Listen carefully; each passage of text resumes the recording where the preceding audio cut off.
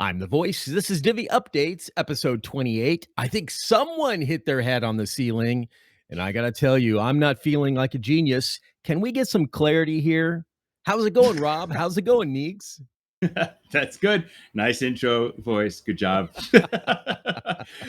Hey, guys. If people couldn't figure out what we're going to talk about today. I know somebody hit their head on the ceiling. I'm not sure they did. I'm not sure they did figure it out. We did announce that we would be talking about that. And I mean, it has been in the news. So let's talk about it. I think also, I like the hit their head part because of Bitcoin hitting its head on a ceiling, right? It did. It hit hard. Yeah, and now today, we were actually recording a little bit late today, this week, and so it hit like 122, and I think earlier today I saw it was at 115 or something, so it hit its head and fell just down. At 114 right now. 114, so it hit its head, it fell down. Scraped its knee. Yeah, so a few weeks ago, we talked about that, and then I think I said it on record that I would expect it to go above like 120, and then come back, kind of, retrace to above the actual all-time high that we all have in mind. And then after that, it would basically be the start of the great season. And it is really happening. So I don't know how long it will retrace for, probably just a few weeks. And then it should be the 3-4 months of excitement. That's what we were waiting for. Neeks' Patreon channel is Patreon/404. That's right. It's working so well, the page is always down. Nice. Oh, man. So you'll see I have a new shirt on today. I have no idea what this says. Is this like, I can't even read it. I'm so old. I'm going to try to dress differently going forward. We'll see how many choices I have. I got tired of the suit. I go to these conferences. I wear suits, so I'm like, get tired of suits. Look, at every few videos, I go in the avatar model, and then I go through all the different clothes, and I'm like, and you go back to the same. Exactly.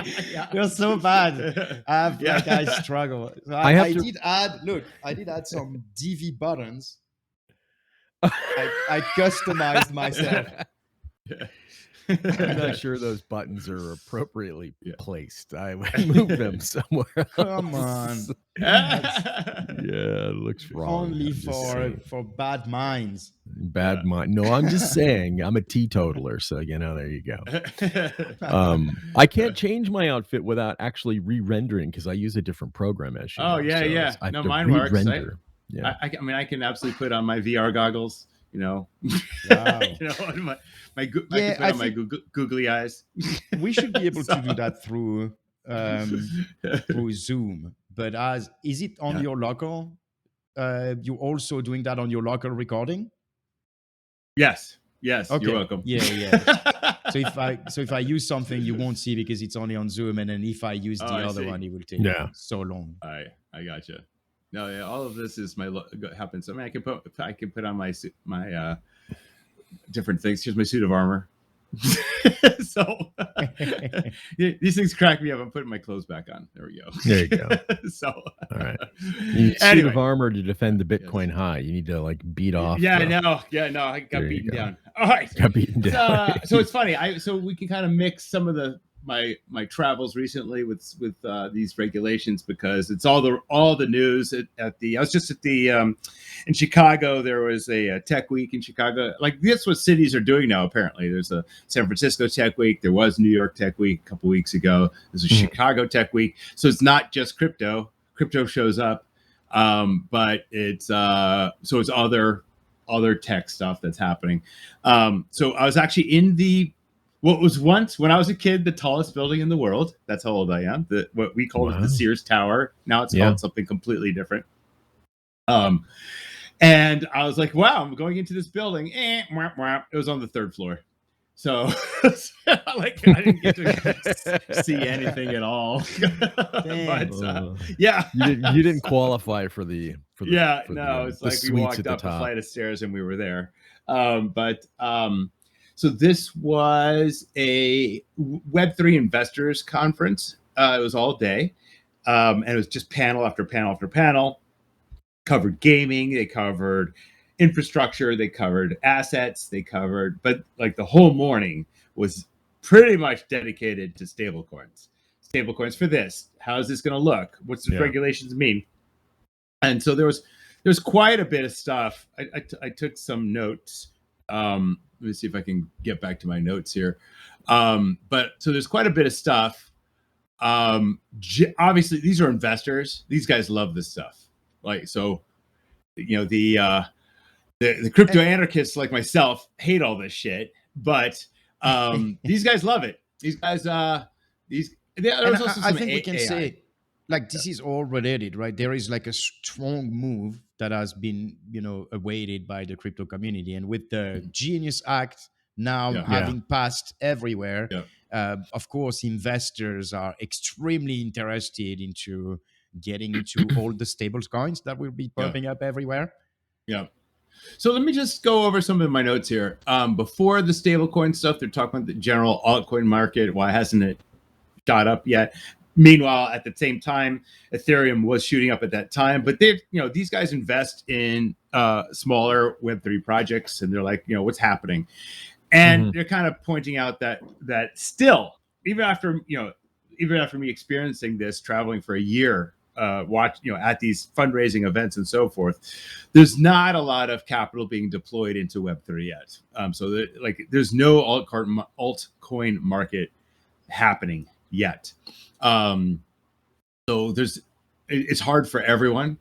One of the projects that was there is called, one of the people who put this on were called Decasonic.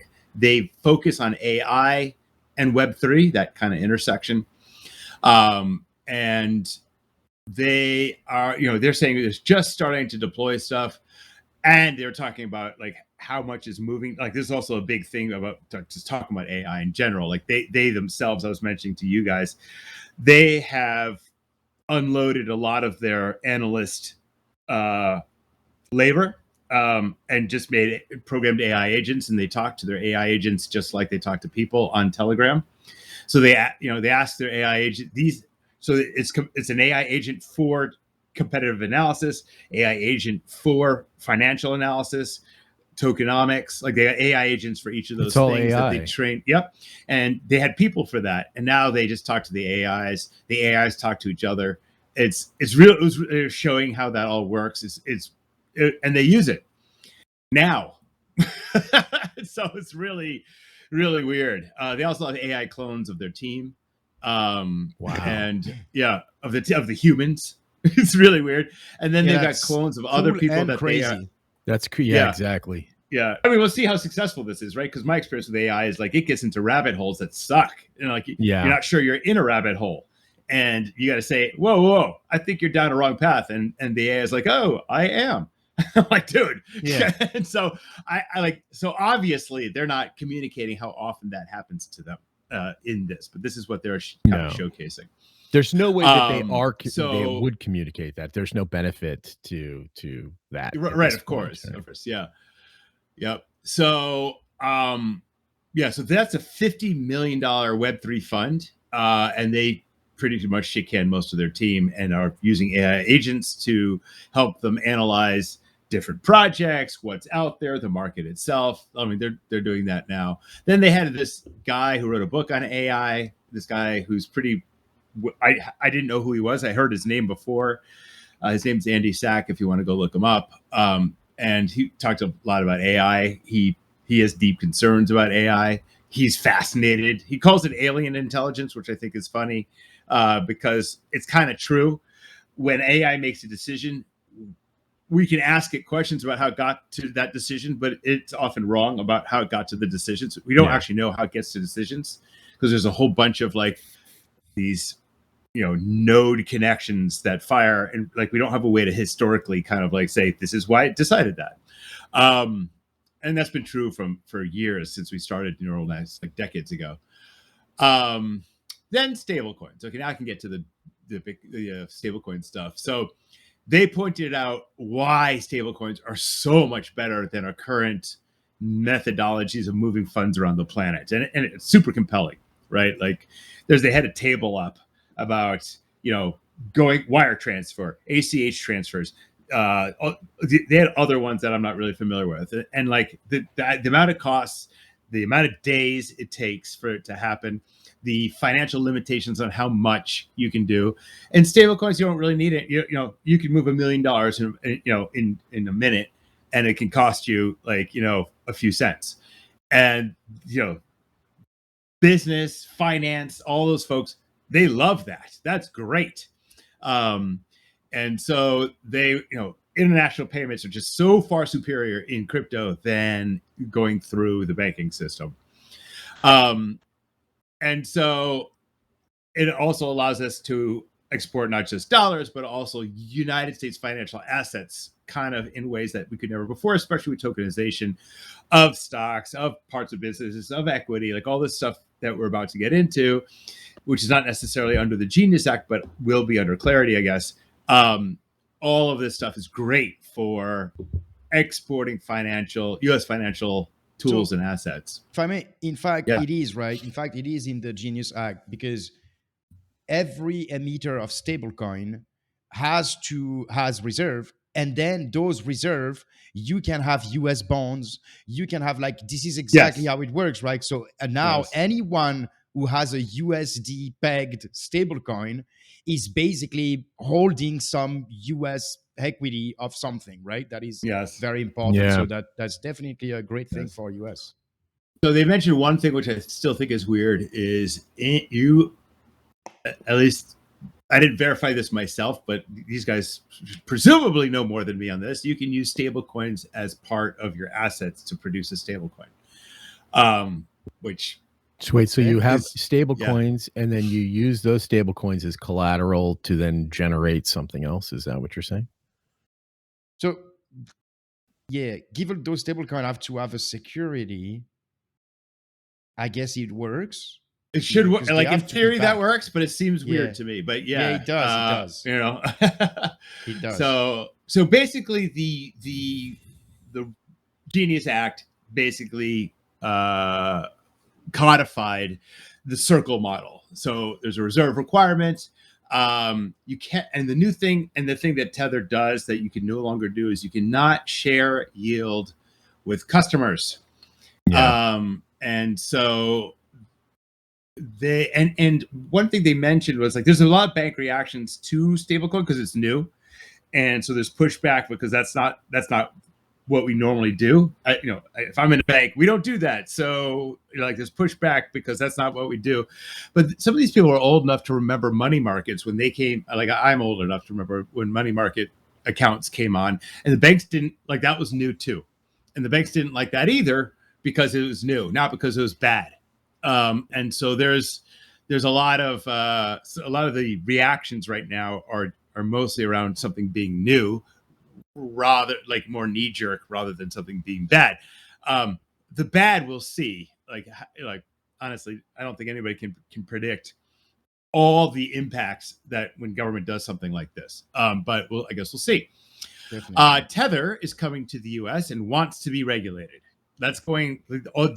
Right now, I mentioned a few episodes ago. Yeah, a few episodes ago, I mentioned that Tether per employee is the most profitable company on the planet. That will no longer be true once they come to America to be regulated. So if what I read, and I mean, I don't know if it's accurate, but what I read is they're not moving to US, but they will start a US Tether. Yeah. Yeah, that definitely won't be more confusing. Definitely. Yeah, and I don't know how it works, right? Like if you, on one side, comply with regulation, but then you also guarantee 1-to-1 with one that doesn't comply with regulation. Like, how does it work? Because, I don't know. Yeah. Well, I mean, so the thing, we'll get to this in clarity. Also, I think what we want to see, if we're gonna promote the state stuff and the regulations and all that kind of stuff, I honestly think we were fine otherwise, but whatever. If we're going to promote this stuff, then what needs to happen kind of next is like the lawsuits have to start happening. Like the stuff we hated Gary Gensler for, like this stuff is all new. The lawsuits are going to happen. both SEC and now CTFC with this Clarity Act, those lawsuits are going to have to start happening in order to iron this stuff out. And so we'll see what happens with that. And I think, look, I think we will talk about the Clarity Act, but I think both the Genius Act and the Clarity Act are kind of a first step. If you look into it, you will see that some things are pretty vague. I think they're designed to be a first step. Yeah, and honestly, like if you think about, building, like writing those kind of bills and thinking about all the details, it is insane, right? It's a gargantuan task. So I think, it will have some bad things. I think for now, the interesting thing is that it's still pretty open. Like as long as you fit the requirement, anyone can potentially start a stable coin. So I think that's good. And I got something on that actually. So go ahead. There are rules. There are rules about who can make stable coins. Obviously, banks can, but obviously, large corporations want to be able to do it too. And apparently, there's text in there that prevents that. There are requirements that make this not just going to be like Google Coin is everything. There's stuff I don't know what it is, but there's rails in there preventing that. So there's a clash between the tech world and the banking world that's definitely happening. There's discussion about what makes the best stable. I mean, and it has a lot to do with the tech stack associated with a stable, both in its creation and its distribution. And on that, and I don't know if you want to talk to your stockbroker on this, Stripe is way ahead on everybody creating a tech stack so deployment of a stablecoin is easy. So Stripe may white label stables.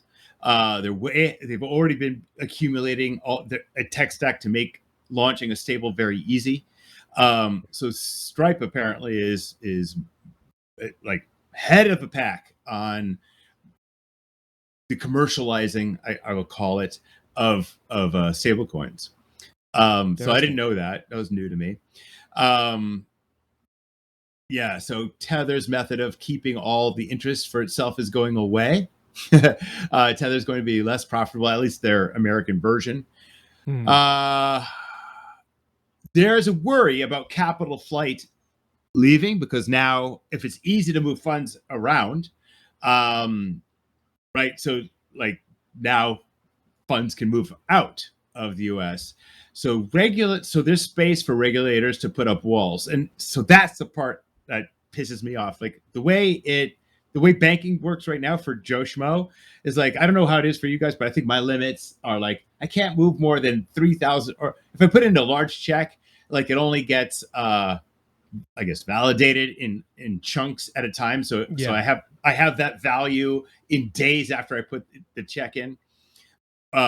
Or like up to a week or more, 10 days maybe. And if I want to move funds out for a while, right? Yeah, forever, right? Exactly. Then if I want to move funds, there's limitations like 3,000 or 15,000. Like, so there may be rails that get put up to prevent funds or the TVL of America, staying high.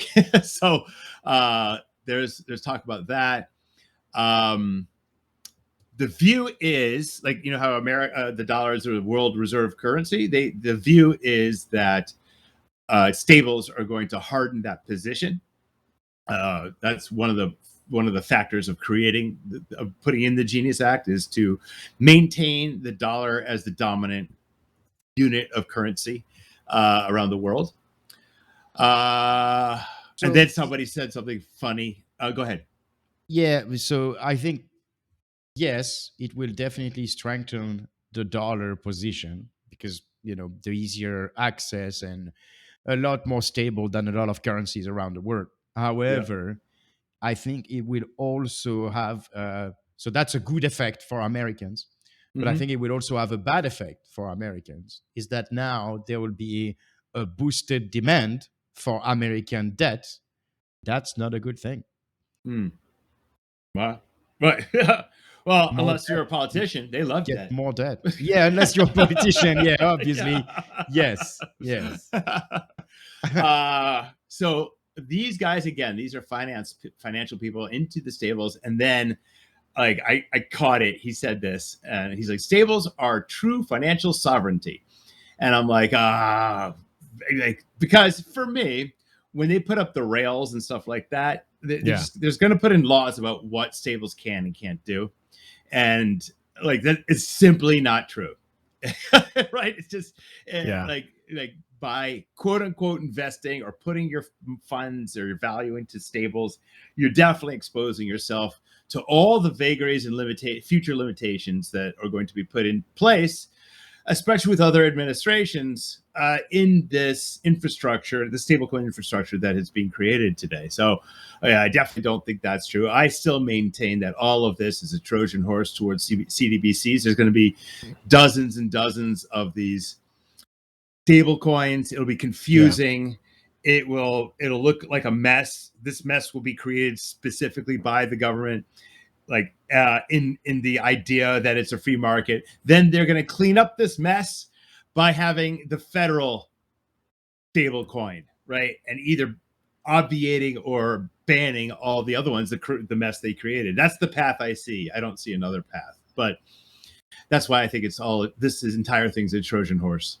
So I'm sure they would love that, but I don't think they need that much. I think that the fact that they already have them under control in a way that if they have a judge saying anything, they have access, they can freeze funds, they can do whatever. So that's already great.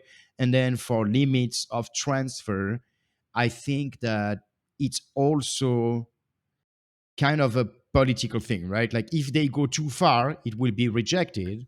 And so instead, they went too far in banking, wasn't rejected. It's but now powerful people are not going to reject it. No, but now they have to fight with what's right now, right? Like Tether, and like we can move everything around without them. So now they have to find a way to get us back in, right? And so I think that they already have enough control in exit points, right? Wait a second. To an exchange. Sorry. Wait a second. I just want to interject.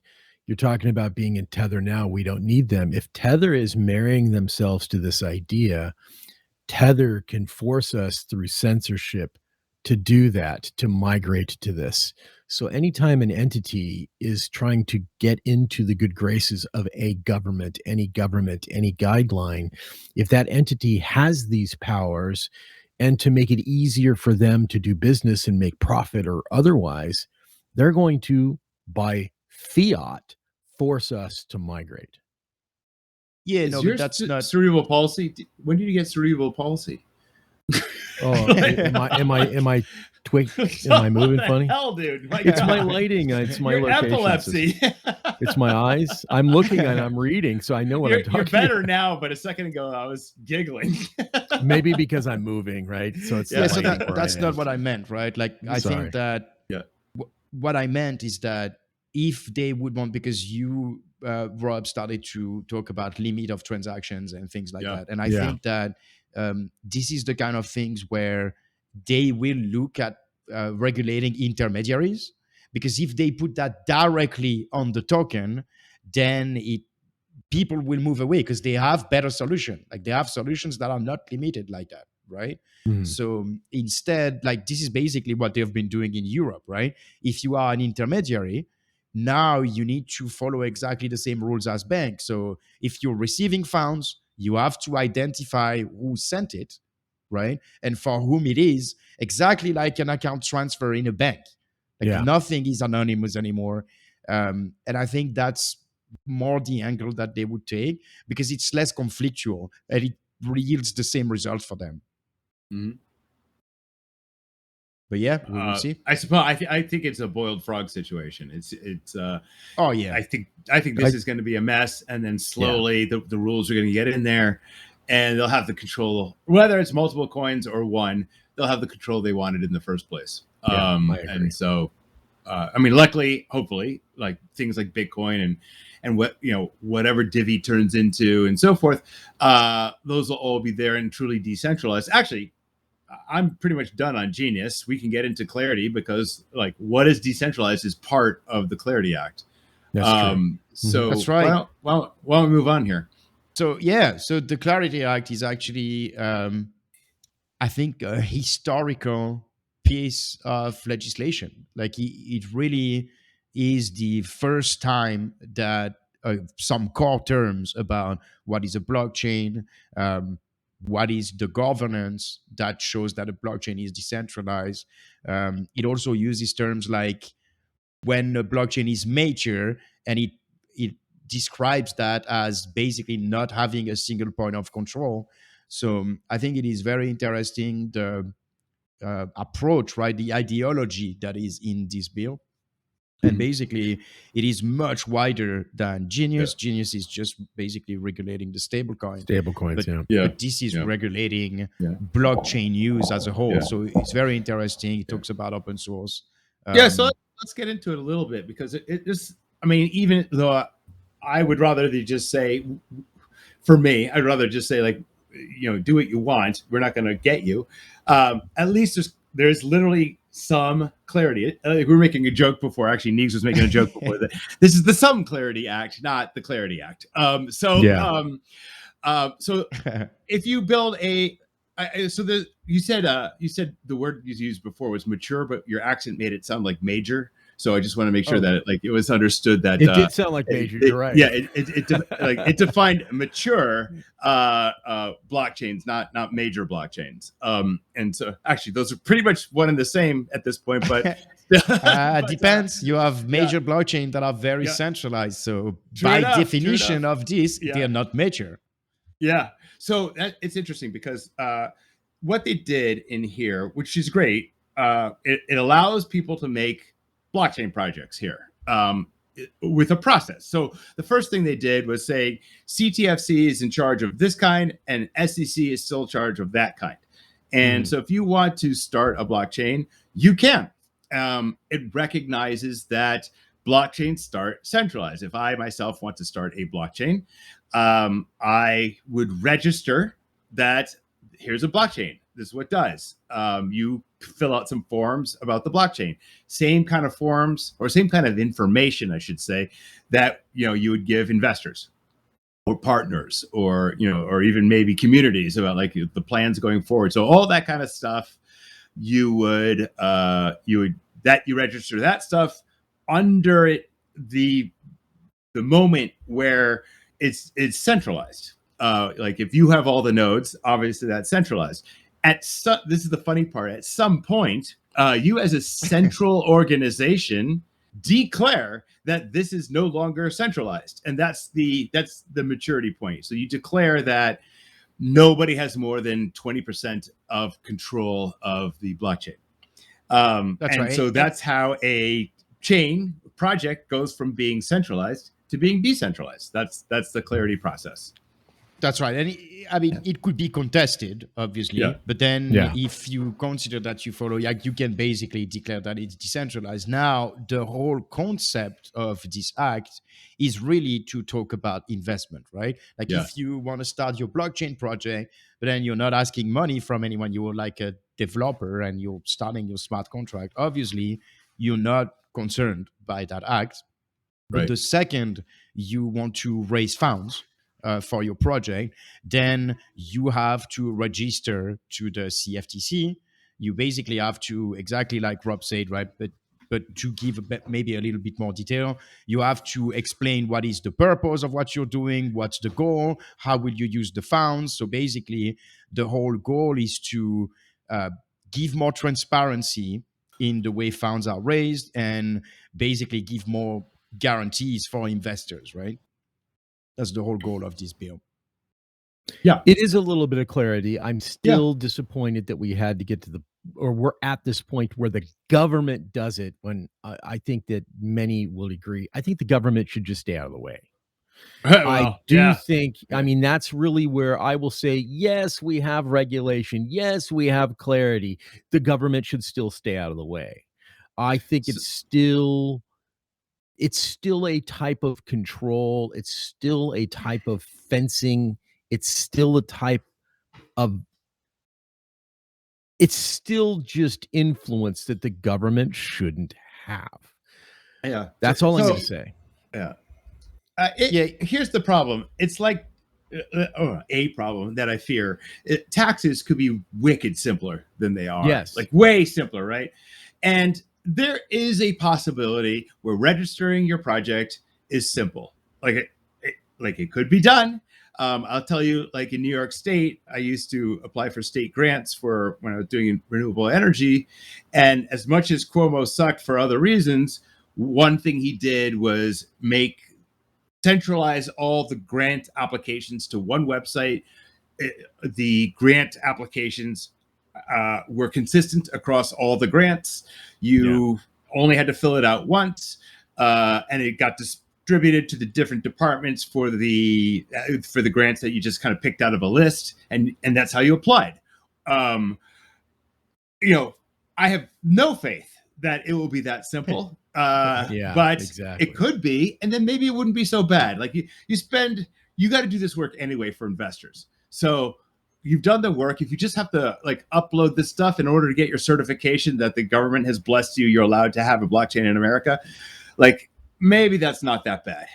But I guess we'll wait. Trump is the business guy, right? And he surrounded himself with his business friends. So hopefully they did exactly that. Now, this is something we were talking about with Rob before we started recording, before you were with us, Voice. I was saying that on one side, we're happy that regulations are coming because a huge part of the normal regular market is just waiting for that. They will not touch crypto before there is a regulated framework. And so, of course, we're happy with that. But then for the reasons the three of us are in crypto and probably a lot of our listeners, no text will make us happy. Like every time we'll be very unhappy with what they're doing, right? So I'm happy when they're out of the way. Every time I see something like this, we have to remember most people are not like us. No, I'm just saying the reason why that crypto came to be was because of what a few in the government did. Yeah. The few in the government created the type of banking system, allowed it to happen, and it's controlled the way it's controlled today. And there's lots of problems with that, which is why Satoshi did what he did. Now we're saying, okay, now the government's going to set guidelines for us. And I agree. I think that much of what we read in the clarity, there's some fair things in there. I think that's great. But now we're looking for approval from that same entity that created the misery that we're trying to leave. It doesn't make sense. And I think that what makes people comfortable is what their expectations are for any situation, and their expectations are built on what I've done in the past. And that's what makes us okay with somebody else taking control. We're making the same mistakes, or actually we're marrying those past mistakes into the future. I'm positive. I think it sounds good. I agree with you, Rob, and I agree with you, Neeks, that no matter what, as this moves forward, and of course, laws can change, meaning they can rewrite it later. And now we have new laws. They can add to it. If this continues, no matter what, it's going to be bad. That's all I want to say. On that topic, the act is actually not final yet.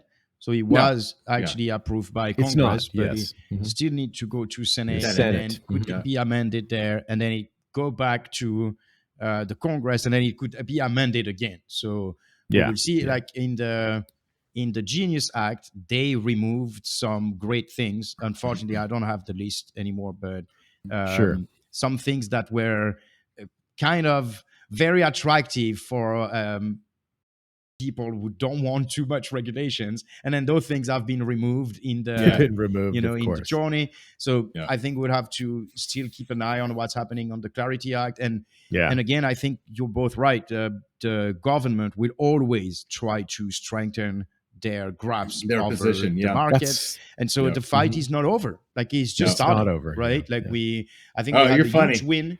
Like it is being acknowledged. Some very critical notions like decentralization, control. I think it is very important. Open source, published code, like all those things are critical to blockchain. And so I think it is great, but it's definitely not over. Yeah. So two more things.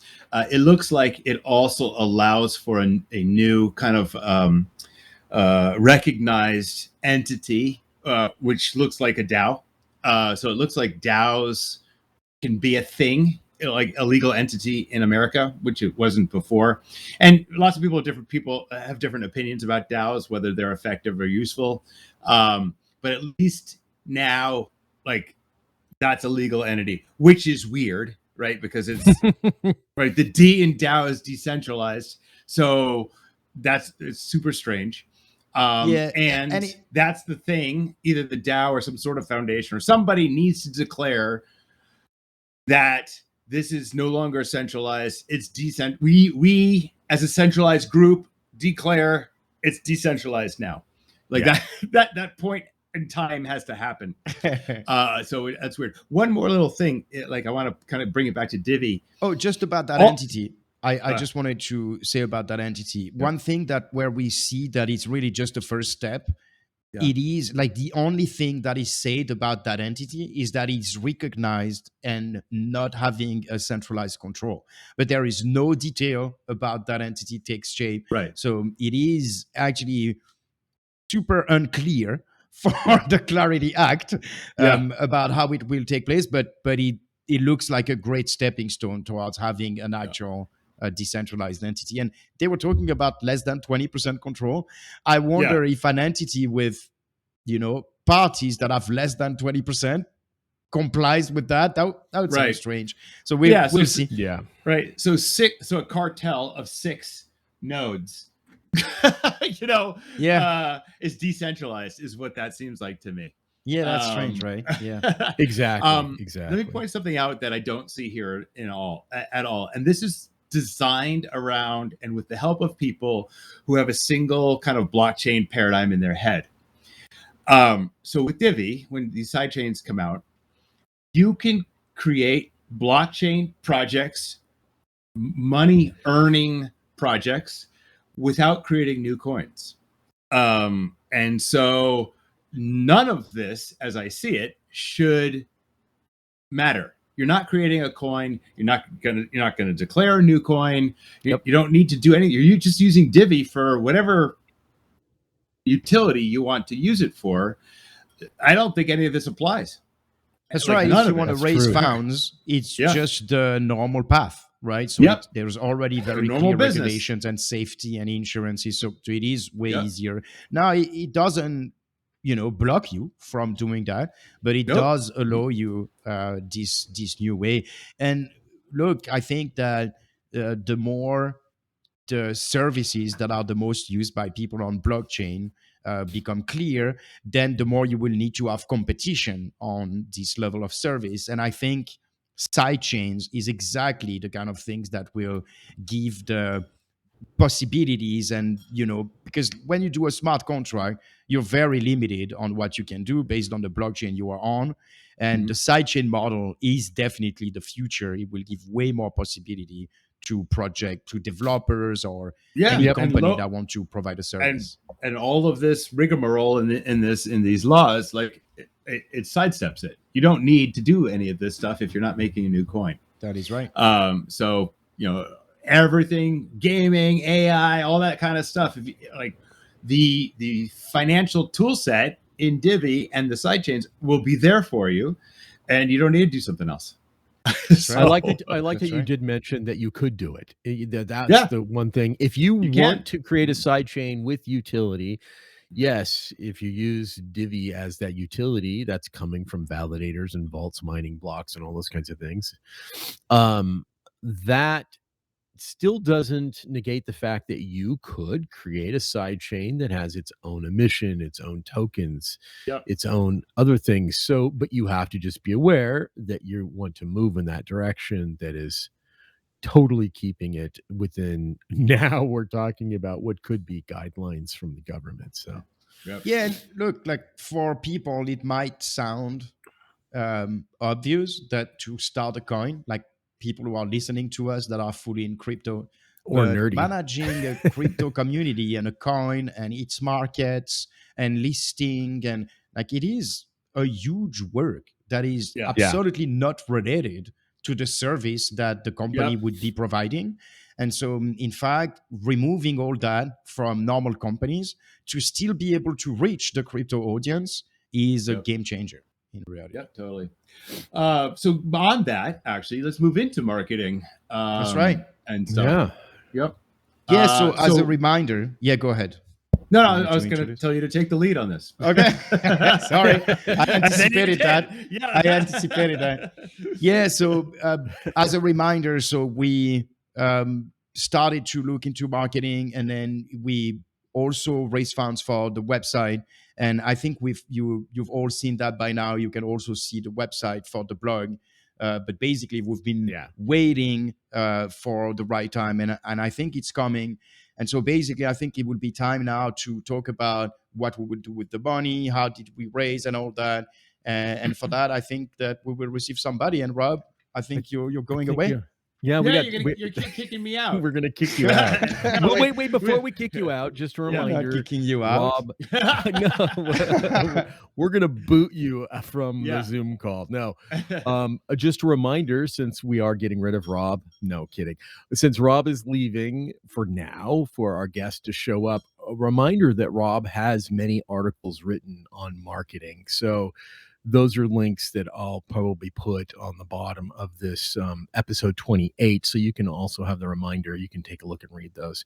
But we're going to have guests, Rob, and we're going to invite to come in and replace you just for this show. So it's all good. You're not supposed to say it because in the segment we already recorded, you announced later.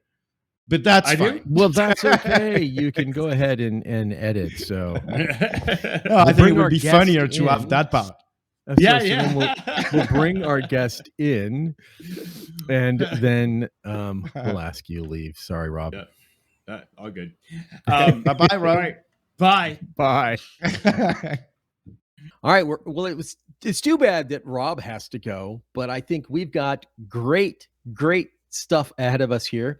We've got a guest, and I think that's going to displace Rob leaving, because we're going to talk about how the push in the community and donations and all those kinds of things happened, started slow, going fast, and that's for the marketing. So today we've got Taz with us, right, Neegs?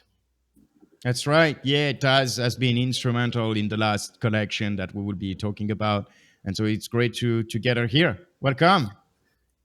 Thank you, gentlemen. It's good. Nice to be here.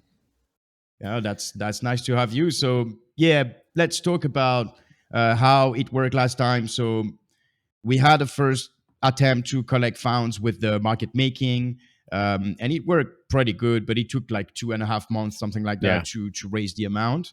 And then people weren't, that passionate about the topic. And so when we tried to organize this marketing, this whole marketing effort, we saw that the market was going to move forward, and we had the website coming, and we wanted really to be able to reach beyond our community. And so we decided to make this, activity like raising funds, organizing, planning with agencies, and really it was not, as you said earlier, Voss, it was not going fast. It was slow. It was pretty depressing, and that's when Taz came in. And she changed everything, right? We were able to raise a lot of money. So Taz, do you wanna talk about why you came in? Tasmanian Devil took over. That's what we're gonna say. So I haven't heard that in a long time. I'm when sure I was a you kid haven't. is when, So I mean, I don't recall when we raised for the market maker. I think it was sometime last year, right? Yeah. And, so we raised in January for this collection, and then it was a year before, so December it would be 2023 for the market making. Okay. So at that time, I believe I was helping fundraise for a particular organization, and I saw the strategy that the leader took to fundraise, and I was like, hey, to be honest, that leader was able to raise, I could tell you, probably in like less than a year, about 8.5 million. And this is from like regular community people, right? And I was like, and this is like unheard of. It's not that easy to just raise money, like that type of money from people. But when you have a mission, a motive, a goal, right, that will benefit everyone at the end of the day, then people will. But you have to really push. You really have to, right? And it won't just happen like that. You could ask, you can literally just ask, but people don't. You have to kind of push. So I learned that from it. Actually, I did. And we went on that campaign. We did one raise, which was about 10, then we did more. Every year we're doing a certain amount. And so far everything's been going well, and it's the same tactic, right? And then sometimes you have to make some strategic decisions on how you would tackle certain groups or certain areas, etc. But it's been quite successful, and I've never experienced that in my life, and this is the first time I did. So I was like, you know what, why don't I realized that you can't just ask. You just can't. You have to do more than that. And so I thought, you know what, maybe I'll take what I learned and use that skill in their Divi community. And I noticed that we have a generous members. Like, we have a lot of generous members, and people did give, right? But you have to consistently push, right? And that's why I decided to do that. And so far that was really great. I mean, it was impressive to see, right? Like, for us, I mean, we're not the foundation, right? But we have a very active role. We're kind of trying to set that direction with the sidechain. And for us, it's kind of difficult to be the one organizing that, but also the ones pushing the community. And you were relentless, like every day, several times a day, every detail you were picking it up to highlight again the effort and try to motivate people to participate. It was amazing. Like, really thankful for like the for what you did there. Energizer Bunny. It was, you just kept going. And I think what I picked up and what you said was, everybody, we can talk about the push, and you're right, you have to be there in front of it, but that is all hinging on one major point: everyone benefits. This is not where you're fundraising just for yourself. It's not where you're fundraising for a few. You're fundraising and it's benefiting the entire community. And that's the way crypto should be. And that's the way communities should be. You remember the old Doge thing with the bobsled, right? That was community that did those kinds of things. And that's Divi community doing these kinds of things. It's great. I love to see it. I'm so thankful that the Energizer Bunny took over. We're not community managers either, so that's and sometimes you have to remind, right, like, why we're doing it, right? So when we hit a target, okay, what the goal is, end goal is at the end of the day. But why did I take on the role was because if I don't do it, who's going to do it? I can't leave it on anyone else, technically. Right? Just like how you guys are doing it. If you left on someone else, we wouldn't be here, right? So we all have a responsibility. If we are coin holders and we want the project to succeed, we have to do something. Can't just sit there and expect someone else to do it for you. Right? So I was like, hey, if I can do this, I'll do it, right? If someone else has another skill, they could do it, right? Why rely on someone else? Because if you really want something, you go and get it, right? That's exactly what I felt. I was like, if I can do this, and I'll do it, and I'll do it again if I have to, right? Because at the end of the day, like, we all have a goal in mind, and in marketing, we all know when it comes to marketing, right? Crypto is all about marketing. Like, that's how your coin gets known, right? And if we just keep, like, what I also noticed was that you guys had I think a bot that would just remind people to donate or something, right? And like, it was not effective at all, right? And it's not going to be effective because someone will read it and then ignore it, and they'll just become annoying at the end of the day, right? Because first I thought, oh, why don't we do that?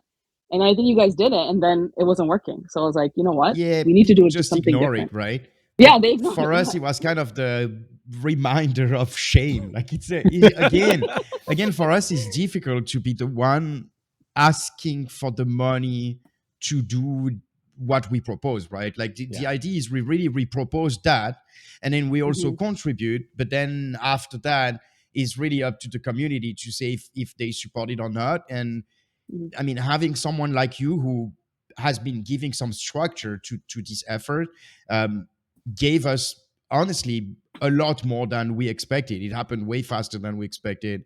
and I think that's really insane. Like someone gave more than $1,000. Would have many who give several hundred dollars. It was really insane. So I'm really glad that you took that role, and yeah, I think that we will have that again when the campaign start. But let's talk about what we achieved during this campaign, like for founding. Yeah, so I think we raised about 16,000, right? And Right. generally, like, no one really likes to ask for money. Like we know that, right? But when you're not doing it for yourself, but you're doing it for a greater good, right? Then there's no shame in asking, right? So I just wanted to make that point. So that's why I did it, because I know there was some, during the raise, some people said certain things, but it didn't matter because it's not like I'm asking the money for myself, right? At the end of the day, everyone's going to benefit, like we mentioned before. But we did manage to raise about 16,000 US dollars after the conversion of all the different coins. And we had some really good donors and big donors. In fact, the bigger ones were more anonymous. So we don't even know who they are. Right. But they know who they are. So we thank you so much for that contribution. Thanks a lot. But we were able to capture the top 3 donors who, at least, that we know of. And I can just quickly mention their names. So our top donor was Guido23, and then second top donor was Benji, and then we had Grant as our third top donor. That's awesome. Yeah. So thank you so much to, of course, those top 3, but everyone. And again, also the ones that are anonymous that didn't want to be mentioned in that top 3. But it is tremendous help. And thank you also for your support, because look, it happened end of January, right? Like we finished in January. We are now in July. And the fact that those who donated are not on our back every day asking questions of how it is used, and instead they understand what's happening. We try to give as much information possible about the strategy, why we weren't spending it immediately because it was not the right time. But having been a moderator in a community for years, I can tell you that usually it's not listened to, and then people are here every day and they're complaining, and so none of the people who donated came here and complained. They're all patiently waiting for the strategy to take place, and really thanks everyone for that. Yeah, good point. Actually, in fact, they're very patient, our group, because at the end of the day, they know that Neegs, Rob, Voice, like, you're here as the community member, just like them, right? Yeah. And we have a plan in place regarding the marketing funds, and we still have it. And now we're at the point where we can start to utilize the funds to actually start our marketing campaign, which you could probably go into. But before that, I would like to actually mention that the top 3 donors will be winning a Divi t-shirt. Nice. And we can thank Captain Nemo for that. He's offered to ship it out after they get to choose which ones they want. That's a great gesture. Then, thank you, Nemo. Yes. And then I also had promised that we'll have some Divi coin winners from the campaign. That's awesome. And we have 6 winners. So we have 3 from day 1 to 10, and then day 11 to 25 we have another 3. So if you want, I can announce those winners. Sure. Yeah, let's start. So we had, like, the winners of the t-shirt, just to repeat, are Guido, Benji, and Grant. And now it'll be the winner for the coins. So 6 winners for 6 coins. Exactly. So from days 1 to 10, our winners are, again, Guido23, Crypto Joe, and Divi Up. Congratulations. You'll be receiving a Divi coin. Yep. And I think, Neegs, do you want to reach out to them? They reach out to you. I'm not sure how we would send that out. Yeah, we can organize. I'll make a form or something. Okay, perfect. And then from days 11 to 25, we have Richard, G. Gassett, and sorry for mispronouncing. And then we have Thomas. These are the 3 other winners for the Divi coin as well. Congratulations, guys. Awesome. Nice. Good job. So all of them are, heavy, really strong supporters of Divi.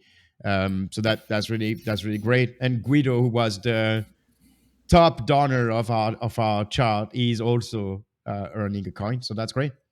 Great. That's awesome. So this is, this is an initiative that came solely from Taz. We didn't think about that. She had the idea for the coins. She had the ideas to organize that. So that was great. I'm very glad for that. And we also need to thank Rob, who is the one giving the coins. So that's thanks to him for that. And yeah, let's talk about what we get with those $16,000. There is a bunch of things that we were able to negotiate. So we went through several marketing agencies. We tried to take the price down and the services up as much as we could, and we Sure. and we ended up getting a mix of two agencies, where one agency will handle the influencer organic moves part, and then the other agency will handle some press release wave. Yeah. So this press release wave is going to be across a ton of small outlets, and then some like medium outlet like AP News, Bazinga. So that will enable us to push the announcement about the new direction for Divi, that it will be widespread. It would, like, you will be able to find it everywhere. And then the influencers that we get will also be able to share those news and then add up to that. So for influencers, we have, again, a mix of YouTube, Twitter, and then Telegram. So the average viewership or attendance of those channels are between like 100K and 400K for the most part. And then basically it's what you've seen everywhere many times. The influencer will post a tweet that is, hey, Divi has been sleeping and they're coming up with side chains, and basically something along those lines. And then the idea is to multiply all that over a month. And basically those $15,000, they already get us basically about 30 tweets in total, one YouTube video, an integration in a YouTube video, and then some activities also on Telegram. So of course, it is not a huge media access, but it is already enough to make a serious impact. And what we did is that we negotiated with that marketing agency to actually get service over 2 months and then get a discount. So we actually have the possibility to push that forward another month if our marketing strategy is working, and then the price is, getting stronger, the volume is coming. We will basically start a new campaign to fundraise. And then once we start that, honestly, the opportunities are infinite, right? Because this time we were able to raise 15,000 and we had zero, right? So we had to establish a presence with the press release. We had to seed enough activity and not just one influencer. So we had to target small channels, small influencers, to be able to like reach some numbers, right? And so now the advantage with the second wave is that we could target bigger channels. We could decide to go on shows or pay for things like that. There are a lot of different options. We also have other marketing agencies. Actually, Taz, maybe you want to talk about it. You may put us in contact with another marketing agency, which also proposed a great service. So we have many options. And once the marketing campaign starts and we start to see some move on the market, people should feel better also about contributing, right? Correct. So the marketing team that I'm in contact with, they're very heavily in the space of Web3, and they also do marketing for their actual companies that they actually build for. But with demand, they decided that, we need to create our own marketing arm as well, because they were doing it anyways, but they just weren't advertising it. And then we had them propose something, and it seems like we really liked it. So after this initial campaign, we'll see, hoping that it will be very successful. And we have alternatives, like we have other options with who we can work with and what we can do with them. And because I know them, I think it'll be helpful to kind of negotiate what we want, to get a little more, if possible, et cetera, et cetera. So they're willing to work with us. We just need to first start the first strategy, and then hopefully start our campaign for raising again. And this will be an ongoing thing, right, Meeks? Like, we can't just It needs to stop be. because, yeah, exactly. Because it's not like we have millions of dollars to spend to campaign. We have to raise it as blocks. And, as we start seeing activities and improvements with the initial campaign, then hopefully we'll have, the community will see that, right? And they'll realize, you know what, we do need to raise funds, right? Because where else is it going to come from at the end of the day? It is a we thing. It's a we thing. Here is the goal, right? The goal is obviously to be able to get the foundation to be able to be sustainable, right? So, of course, in those situations, the volume on market, the price, it is not in the interest of Divi holders and the Divi treasury for the foundation to be liquidating some Divi on the market right now.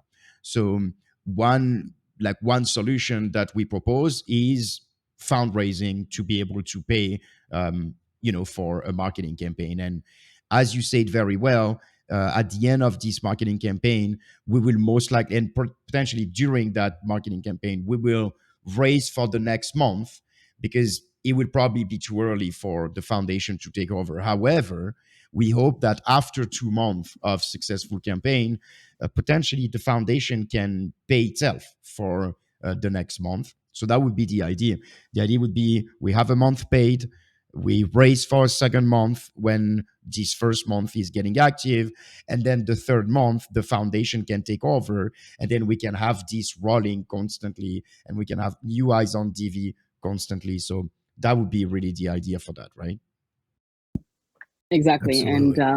And the whole point is that we want the treasury to be able to sustain or pay for the activity or anything that we need to do. That's the whole idea. But like you said, we can't do it right now because it just doesn't make sense to do so right now. So no, that's right. Yeah, exactly. Mm-hmm. The treasury is the gas that makes all things possible, right? I mean, the treasury should be handling funding things like marketing. The treasury should be handling things like development. The treasury should be handling things like all the infrastructure and services that we use and benefit from. And so, yeah, it'll be great once this comes full circle, right? But it doesn't mean that we still won't need, on occasion, fundraising for special things that benefits us. Those could be exchanges and all sorts of things that we also work into. So that's great. And the more we raise, right? The more we raise, the more we can do with it, right? Correct. That's right. And we could see a lot of these VC-backed coins, have a long reach because they have a lot of money backing it. So Correct. The more we have, the more we can do as well, right? But we don't need to go that route. We do our own thing, and I think that it will be successful. But again, Correct. We have to. We understand it's community money, right? And we value everyone's efforts and donating, and we want to make sure we get the best value, right? That's right. So that's why we'll try to raise as much as we can, and there's no limit, right, on how much we can raise, because the more we raise, the more we'll get out of it. So that's right. I mean, exactly. I was gonna say this space, but this word is pay to play, right? Like if you want to advertise, if you want your brand to be talked about, you need to pay for it. So I mean, obviously, on top of this, as we have been doing, we will be producing articles, we'll be producing videos, we'll be tweeting, retweeting, all the things. But if we want to have external work that's being done for us, then we have to pay for it. And the bigger the reach, the bigger you have to pay for. Look, like one of the PR campaign that we will have, I think like it's more than 700 outlets, more than 50 cryptocurrencies website. Like it is a big thing, but they are small outlets, right? And we pay for that, I think something around $2,000. If you want just to be published on the homepage of CoinDesk, just one article, it's $20,000. Isn't that crazy? Pay to play. We remember we had the articles on that. I don't want to digress because this is about Taz's work and the treasury and the fundraising. But remember when we had certain things happen and they wouldn't do anything, they wouldn't mention it because they just didn't get money. It wasn't because it was a great idea. It wasn't because it was important. It wasn't because it was some changeable, event in blockchain or some wonderful thing. It was because you didn't give us $20,000. That was the only reason. That's not news. That's I don't know what you call that. But look, there's a reason. There's a reason projects and other brands pay for that. It's because it puts eyes on you, and as we're proposing this new direction, we do want as many eyes on our new direction as we can. Realistically, it should improve our position in the market, our volume, and basically the whole health of the Divi coin and the Divi project as a whole.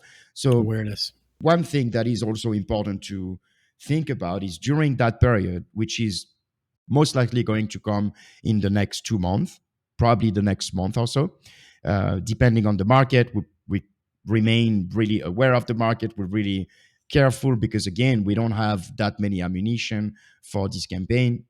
And so one thing that would be important is that people make an effort to participate in the channel, spread positivity, retweet the content that is shared, go, be active on the post of the influencers, make some noise, spread positivity. It's very important.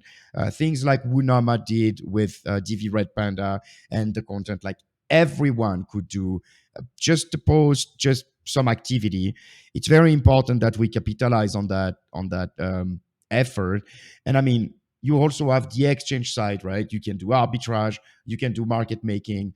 All of that can actually help Divi while it also helps yourself, right? Like you can make a lot of money while also actually helping the coin being a lot healthier. So everyone is invited to take part. I think we will talk about that again as we get closer, but the important point here was to get Taz, who again, we thank so much for the effort. And I really wanted also to talk about the prizes. Contact me to get your prize. I don't want to bother you, Taz, but I'll organize that, and then that's it. Yeah, absolutely. Thank you so much. I just wanted to touch on what Nick said. Please take initiative. Marketing won't help. You have to spread. You have to do your part, right, to make this a success. It shouldn't just be on a few people, right? Because this is a decentralized blockchain, and we really want to push that libertarian view and decentralization. Then we have to do something. We have to do our part. So each of us, exactly. So I would request everyone, once the marketing campaign starts, even before that, please talk to people about Divi. I do understand that generally people look at the price of the coin, but we know the technology. Like we have articles, we have everything that talk about the tech that we have, which is very unique. So I would encourage everyone, please do your part. Along with the marketing campaign, we have to do more, not just that. And hoping that it will be a success. I'm not gonna hope, it will be a success, and then we'll try to get the second month going as well. So Nigs, we will start our fundraising hopefully soon. So you'll be hearing from me more. And and I'm looking forward to it. All right. Thank you, Taz. Thanks so much. Thanks so much for joining with us. It was great to have you here. Maybe we'll have you on some other time. That'd be great. You're good. When the fundraising starts. The next successful. We can have you when the fundraising starts. Cool. Thanks a lot. Bye-bye. Then talk next time. Have a good day, everyone. Bye-bye. Bye, guys.